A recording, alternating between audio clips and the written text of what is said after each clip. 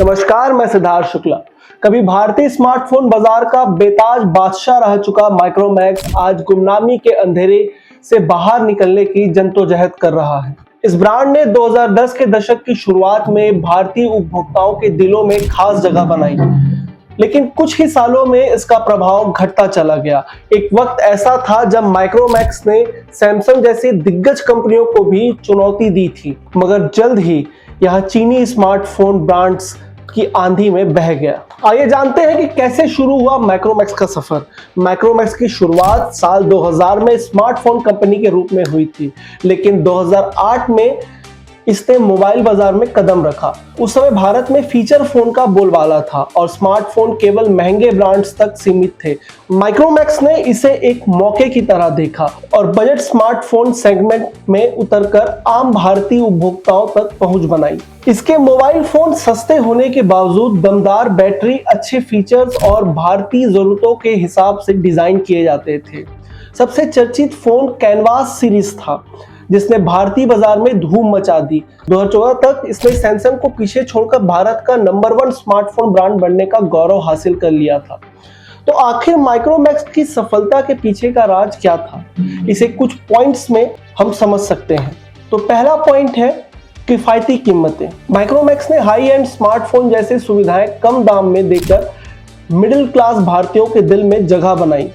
दूसरा पॉइंट है मजबूत बैटरी लाइफ। माइक्रोमैक्स के कई फोन 30 दिन के स्टैंड बाय बैकअप के साथ आते थे, जो उस समय बड़ी बात थी। तो तीसरा पॉइंट है मेड इन इंडिया का जज्बा। हालांकि इसके ज्यादातर फोन चीन में बनते थे, लेकिन बाद में इसने मेक इन इंडिया के तहत भारतीय मैन्युफैक्चरिंग यूनिट पर ध्यान देना शुरू किया। चौथा पॉइंट है नए इनोवेशन। यह कंपनी सिर्फ स्मार्टफोन तक सीमित नहीं रही, बल्कि टैबलेट, टेलीविजन और अन्य इलेक्ट्रॉनिक गैजेट्स में भी उतरी। यह सब ने मिलकर माइक्रोमैक्स को भारतीय बाजार का चमकता सितारा बना दिया।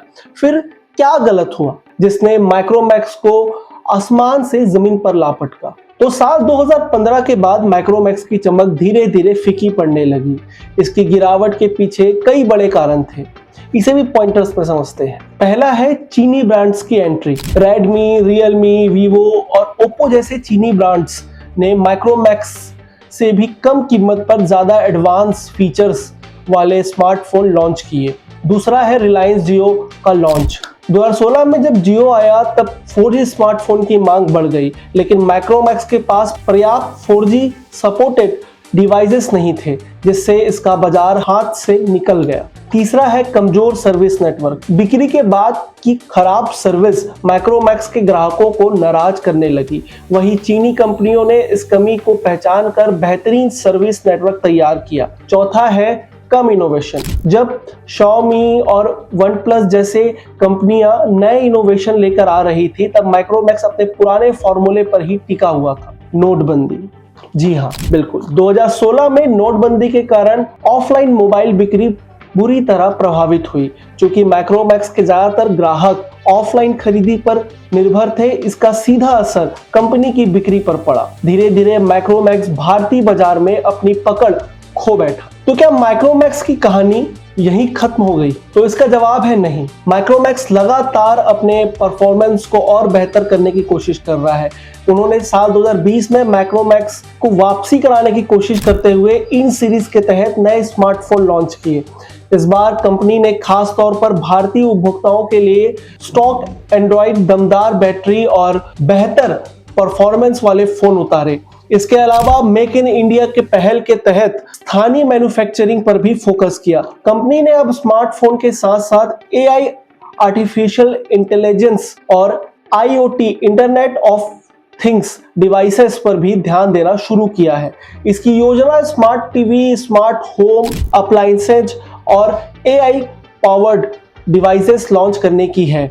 अब सवाल उठता है कि क्या माइक्रोमैक्स फिर से टॉप पर आ सकता है? भारत और चीन के बीच बढ़ते तनाव और लोकल ब्रांड्स को प्रमोट करने की सरकार की नीतियां माइक्रोमैक्स के लिए फायदेमंद साबित हो सकती है, लेकिन इसकी असली परीक्षा तब होगी जब Xiaomi, सैमसंग और रियलमी जैसी कंपनियों को टक्कर देने के लिए नए और इनोवेशन प्रोडक्ट्स लॉन्च किए जाएंगे। इसके लिए माइक्रोमैक्स को कुछ जरूरी बातों पर ध्यान देना पड़ेगा, जैसे इनोवेशन लाकर बाजार में खुद को फिर से स्थापित करना होगा। बिक्री के बाद की सर्विस को में सुधार कर ग्राहकों का विश्वास जीतना होगा। चीनी ब्रांड्स के तहत एग्रेसिव मार्केटिंग रणनीति अपनानी होगी। अगर इन सब स्टेप्स को माइक्रोमैक्स अपनाए तो शायद वह भारतीय बाजार में वापसी कर सकता है। तो क्या आपका क्या विचार है? क्या माइक्रोमैक्स फिर से सफल हो सकता है या अब इसकी वापसी नामुमकिन है? हमें कमेंट्स बॉक्स में जरूर बताएं। तब तक मैं अपनी इस खबर को यहीं पे विराम देता हूं। मैं सिद्धार्थ शुक्ला, व्यवहार।